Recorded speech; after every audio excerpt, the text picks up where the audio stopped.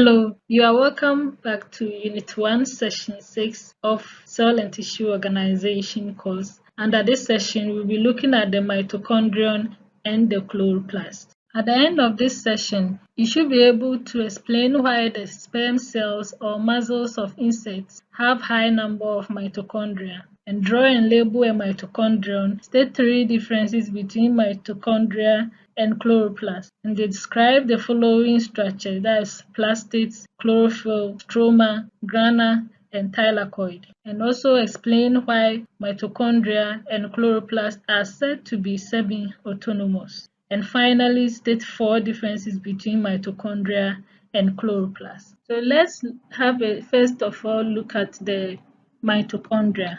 The mitochondria could be oval or sausage shaped, and it is a double membrane bound organelle which is found in the cytoplasm of all eukaryotic cells. And each of the membrane is composed of phospholipid bilayer that has proteins embedded in it. And the surface of the outer membrane is smooth, but that of the inner membrane is folded to form cristae.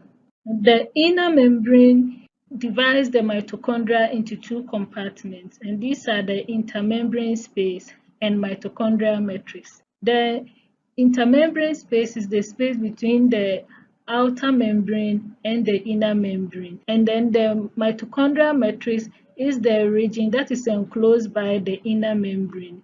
And figure 5 gives a representative structure of mitochondria, whereby we have the outer membrane, which is found in the outermost part of the mitochondria, and then the inner membrane, which has been folded into cristae, whereas we have the matrix that is enclosed, or the region that is found inside the cristae.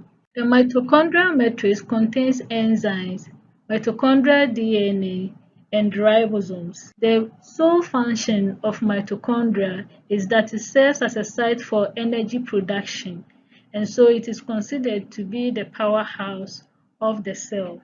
So some cellular reactions occur in the mitochondrial matrix, whilst others occur in the intermembrane space. So some cells have a single large mitochondrion, while others have several of them, and so the number of mitochondria found in a cell depends on the energy requirement of the cell.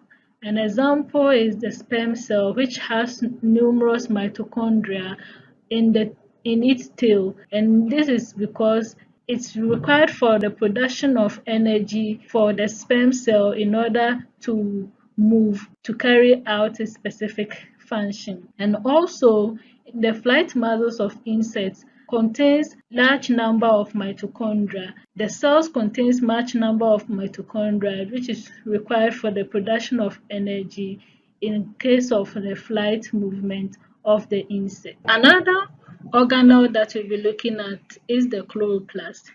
The chloroplast forms part of a member of family of plant-related organelles, collectively referred to as plastids. And these plastids are double membrane-bound organelles that are found in plants and are used in the manufacture and storage of certain chemicals. Other members of the plastids family are amyloplast and chromoplast.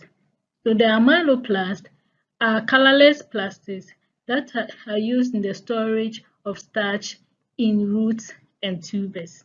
And then the chromoplast contain pigments that gives flowers and fruits their characteristic color appearance. So looking at the chloroplast as a whole, the chloroplast is double membrane bound structure that is enclosed in a narrow intermembrane space, and within the inner membrane is an aqueous matrix called the stroma. The stroma also contains the chloroplast DNA, ribosomes, and enzymes, and so several parallel membranes running through the stroma makes up the grana. The grana are made up of disc-like stacks of paired membranes, collectively referred to as thylakoids. And then the grana contains the green pigment called chlorophyll, and the chlorophyll is used or helps in the manufacture of food by plants. The entire organelle of the chloroplast has been divided into three compartments, that is the intermembrane space, stroma, and thylakoid space. Now, the main function of the chloroplast is for photosynthesis that results in the production of sugar. Figure 6 shows a representative structure of the organelle chloroplast, and the chloroplast has outer membrane which is found in the outermost part of the organelle, whereas there's an inner membrane, and between the outer membrane and the inner membrane is the intermembrane space. And we could see stacks or this like stacks of paired membranes referred to as the thylakoids, and collection of these thylakoids makes up the grana. And within the inner membrane is the aqueous or fluid portion that makes up the stroma. Now, from what we've learned so far, we could see that mitochondria and chloroplast share some kind of relationship. So let's have a look at the relationship that exists between mitochondria and chloroplast. The first one is that they both convert energy to forms that cells can make use of, and the mitochondria serve as a site for cellular respiration, in that it is used or it serves as a site for the generation of energy in the form of ATP from sugars, fats, and other fuels with the help of oxygen. With regard to the chloroplast, they serve as a site for photosynthesis, and this photosynthesis is the cellular process by which solar energy is used to synthesize organic compounds of food from carbon dioxide and water. The second one is that the mitochondria have two membranes separating their innermost space from the cytosol, but that of the chloroplast has three membranes or innermost space that separates it from the cytosol. The third relationship between mitochondria and chloroplast is that the membrane proteins of mitochondria and chloroplast are made by free ribosomes in the cytosol, other than a bound form of ribosomes, and also by ribosomes within the organelles. And then the fourth relationship is that both mitochondria and chloroplast contain small amount of DNA that regulate the synthesis of proteins made in the organelle's ribosome.